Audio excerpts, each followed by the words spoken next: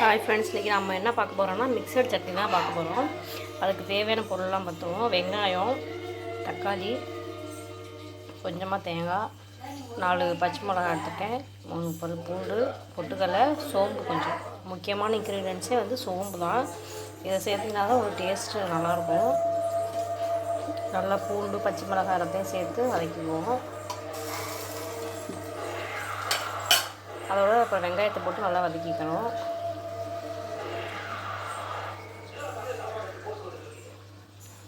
வதங்கினதுக்கப்புறம் தக்காளி சேர்த்துக்கணும். தக்காளி சேர்த்தாச்சு. சேர்த்துட்டு நல்லா வதங்கணும்.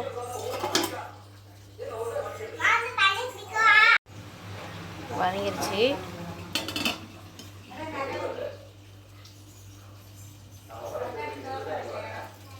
வதங்கினப்புறம் சோம்பு சேர்த்துக்குவோம். சோம்பு சேர்த்து கொஞ்சம் நல்லா வதக்கணும்.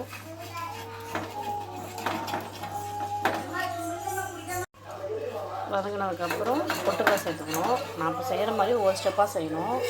எல்லாம் ஒன்றா சேர்த்திங்கன்னா வந்து டேஸ்ட் இருக்காது.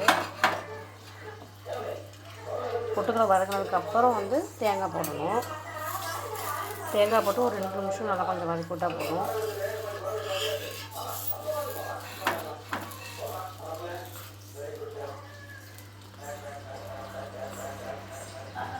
வதங்கினதுக்கப்புறம் நம்ம வந்து ஸ்டவ் ஆஃப் பண்ணிடலாம்.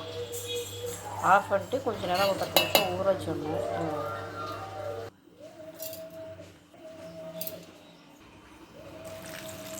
சாப்பிட்டு தேவையான அளவு தண்ணி சேர்த்துக்கிட்டு அரைச்சிட்டு வந்துடுவோம்.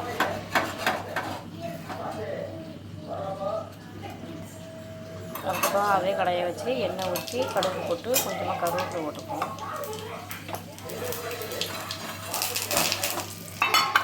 அந்த சட்னியை அப்படியே ஊற்றி கொதியெல்லாம் வைக்கக்கூடாது. நம்ம தாளித்தது மட்டும்தான். கொதியெல்லாம் வைக்கக்கூடாது. கொதி வச்சிங்கன்னா டேஸ்ட்டு வேறு மாதிரியாக